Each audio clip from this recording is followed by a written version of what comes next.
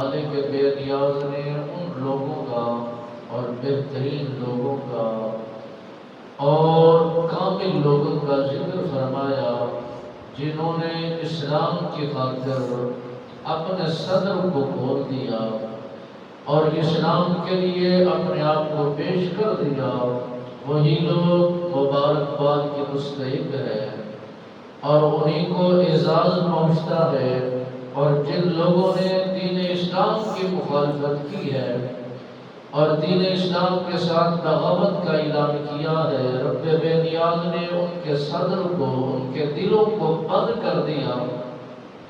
اور ان کے دل مردہ ہو چکے ہیں۔ میرے نبی رحمت فخر موجودات صلی اللہ علیہ وبارک وسلم سرکار کے دیوانوں، شمع رسالت کے پروانوں، حضرت امیر حمزہ سرکار نے دین اسلام کے لیے ہر طرح کی قربانی کو پیش کیا تو رب العالمین نے اتنا بڑا اعزاز، اتنا بڑا نام اور اتنا بڑا مقام عطا فرمایا۔ اور حضرت علی المرتضی شیر خدا جن کا وصال با کمال 21 رمضان المبارک کا ہے اور جن کی ولادت با سعادت اور نبی رحمت فخر موجودات صلی اللہ علیہ وبارک وسلم سرکار نے فرمایا 13 رجب المرجب کو حضرت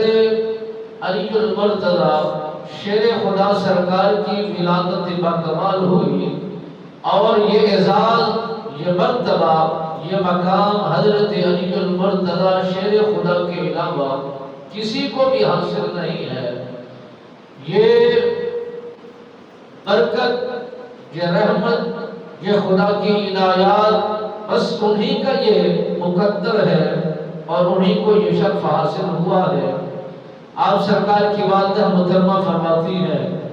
کہ جب بیت الحرم کے اندر میں موجود تھی، دیوار کا سہارا لے کر میں وہاں پر موجود تھی اور بچہ میرے پیٹ کے اندر موجود تھا، یعنی فاطمہ بنت اسد سرکار فرماتی ہیں کہ حضرت علی المرتضی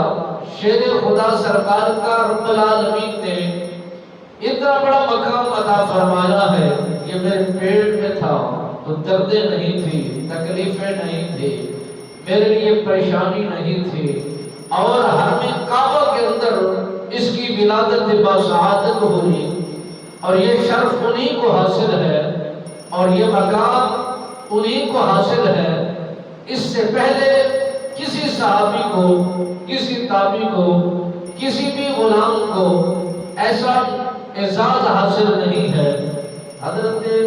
فاطمہ الزہرا سلام اللہ علیہ سرکار کے یہ خامد بنے ہیں، یہ بھی نبی رحمت فخر موجودات صلی اللہ علیہ وسلم سرکار کے اس غلام کو یہ مرتبہ و مقام حاصل ہے کہ آپ داماد رسول بھی ہیں اور نبی کے گھرانے سے بھی ہیں، اہل بیت بھی ہیں، نبی کے وفادار بھی ہیں، نبی کے غلام بھی ہیں، نبی سرکار کے